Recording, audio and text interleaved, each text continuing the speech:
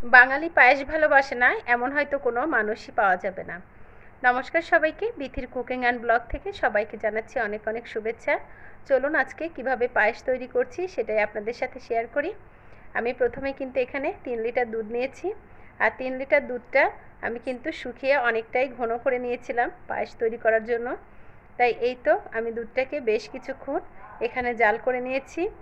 আর তারপর আমি এর মধ্যে দিয়ে দিলাম 4-5টা এলাচ আর 2টো তেজপাতা ছিঁড়ে দিয়েছি। অবশ্য অনেকে তেজপাতা পছন্দ করে না, সেক্ষেত্রে তেজপাতাটা না দিলেও চলে, তবে আমার বাচ্চারা তেজপাতাটা কিন্তু পছন্দ করে, এই জন্য আমি এখানে তেজপাতাটা ব্যবহার করেছি। আর আগে থেকে আমি গোবিন্দভোগ চাল এভাবে ধুয়ে 1 চামচ ঘি দিয়ে মেখে রেখেছি।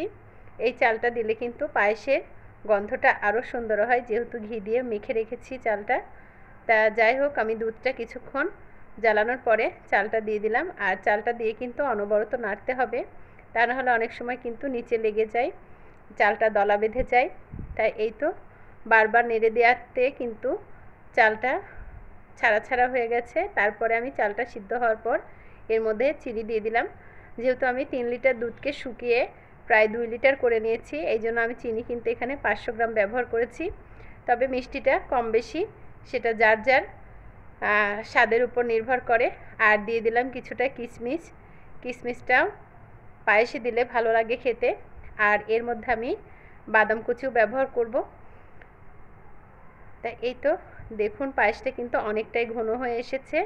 আর আমি কিন্তু মিডিয়াম জালেই তৈরি করছি। এখানে আমি 2 রকম বাদাম নিয়েছি, বাদামগুলো দিয়ে দিলাম। আর কিছুটা বাদাম রেখেছি, আমি সেটা পরবর্তীতে পরিবেশন করার সময় সাজিয়ে দেব। আর দেখুন দুধটা কত সুন্দর ঘন হয়ে, পায়েসটাও কিন্তু ঘন হয়ে এসেছে। আর এভাবে কিন্তু পায়েসটা তৈরি হয়ে গেছে কিনা সেটা বোঝা যাবে যখন এভাবে ফুটতে থাকবে। দেখলেই বুঝতে পারা যায় যে এই পায়েসটা ঘন হয়ে গেছে এবং পায়েসটা একদম পারফেক্ট হচ্ছে। আর একটু যদি আপনি হাতে নিয়ে দেখেন তাহলে একটু আঠা আঠা ভাব আসবে, তখনই বোঝা যাবে যে পায়েসটা আমার একদম সঠিকভাবে তৈরি হয়েছে। তা এই তো আমি আর সামান্য 2-4 মিনিট নেড়েই নামিয়ে ফেলবো।